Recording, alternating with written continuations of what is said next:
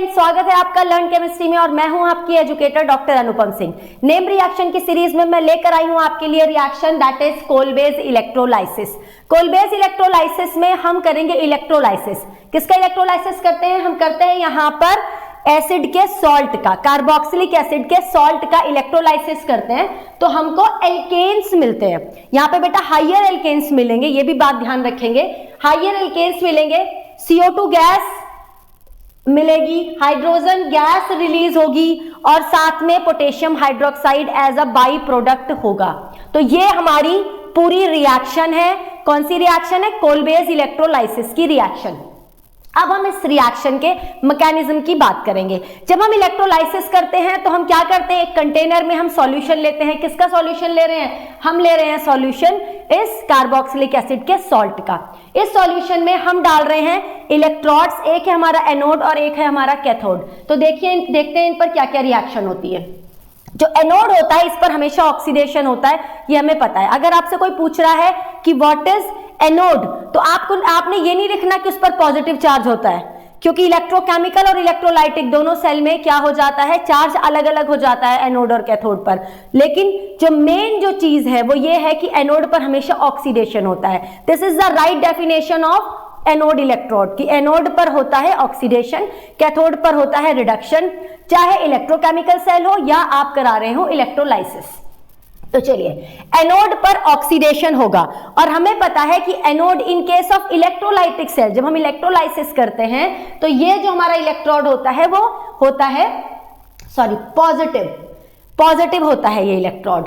तो जब हमने ये सॉल्ट लिया कार्बोक्सिलिक एसिड का, क्योंकि ये आयनिक सॉल्ट है। कैसे आयनिक सॉल्ट? जो पोटेशियम है वो हाईली इलेक्ट्रोपॉजिटिव है, मेटल है, इस पर पॉजिटिव चार्ज होता है और RCOO पर क्या होता है? नेगेटिव चार्ज होता है। तो जब हम इसका इलेक्ट्रोलाइसिस करेंगे तो हमें दो आयन मिल रहे हैं यहाँ पर, एक RCOO नेगेटिव और एक पोटेशियम का पॉजिटिव आयन।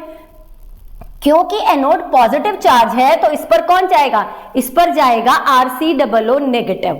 ठीक है, तो RCOO नेगेटिव जब इसके पास जाएगा तो यहां पर क्या होगा? यहां पर ये अपने एक इलेक्ट्रॉन को लूज कर देगा, क्योंकि हमने कहा इस पर नेगेटिव चार्ज है। नेगेटिव चार्ज का मतलब होता है इसके पास एक इलेक्ट्रॉन पेयर इलेक्ट्रॉन का है। तो इलेक्ट्रॉन का पेयर है, एक इलेक्ट्रॉन को लूज कर देगा तो उसके पास एक ही इलेक्ट्रॉन रह जाएगा। इसका मतलब हमें यहां पर मिलेंगे फ्री रेडिकल्स। तो ये हमें फ्री रेडिकल मिलेंगे और साथ में दो इलेक्ट्रॉन मैंने रिलीज कराए, क्योंकि मैंने दो ही मॉलिक्यूल लिए।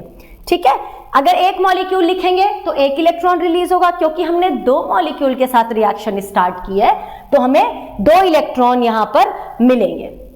अब ये जो फ्री रेडिकल है, क्योंकि रिएक्शन अब वाया फ्री रेडिकल हो रही है तो इस रिएक्शन का इंटरमीडिएट कौन हुआ? Free radical is the intermediate of Kolbe's electrolysis. अब ये जो फ्री रेडिकल होते हैं इनका हो जाएगा, यहां से हो जाएगा बेटा होमोलाइसिस। क्या हो जाएगा? होमोलाइसिस हो जाएगा और हमको मिलेगा एल्काइल फ्री रेडिकल। साथ में जो CO2 गैस होगी वो क्या हो जाएगी? इवॉल्व हो जाएगी। तो CO2 गैस हमें किस पर मिल रही है? एनोड पर मिल रही है। और जो ये दोनों एल्काइल फ्री रेडिकल होते हैं ये आपस में जुड़कर क्या बना देंगे?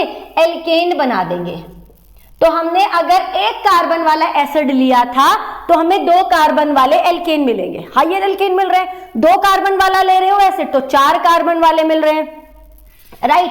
सेकंड, हम कैथोड की बात करते हैं कि भाई RCOO नेगेटिव तो एनोड पर चला गया, पोटेशियम क्या है? वो कैथोड पर जाएगा। लेकिन यहां पर दो कंडीशन होंगी।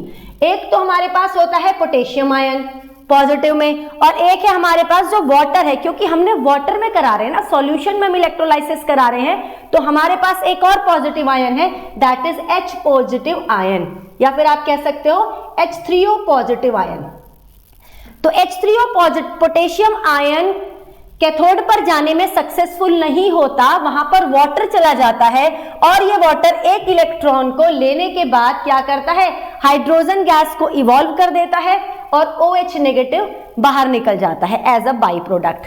अब आपको पता है कि K पॉजिटिव भी, क्योंकि K पॉजिटिव भी सॉल्यूशन के अंदर पड़ा हुआ है, बचा हुआ है वो, क्योंकि वो तो गया नहीं था कैथोड पर। तो जो ये K पॉजिटिव है ये इस OH नेगेटिव के साथ रिएक्ट करके KOH as a by product बना देता है। तो यहां पर क्या क्या बातें याद रखेंगे हम?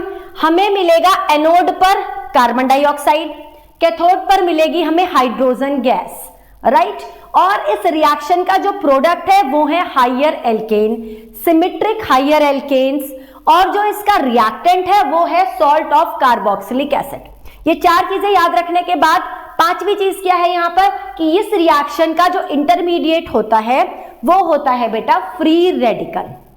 ओके, अब एक और इंपॉर्टेंट बात, अगर आप यहां पर फॉर्मिक एसिड का सॉल्ट लेते हो, अगर आपने फॉर्मिक एसिड का कोई सॉल्ट लिया तो आपको कैथोड और एनोड दोनों पर हाइड्रोजन गैस मिलेगी। ये बहुत इंपॉर्टेंट बात है बेटा, दोनों पर हाइड्रोजन गैस मिलेगी, CO2 गैस नहीं मिलेगी आपको एनोड पर भी हाइड्रोजन गैस मिलती है।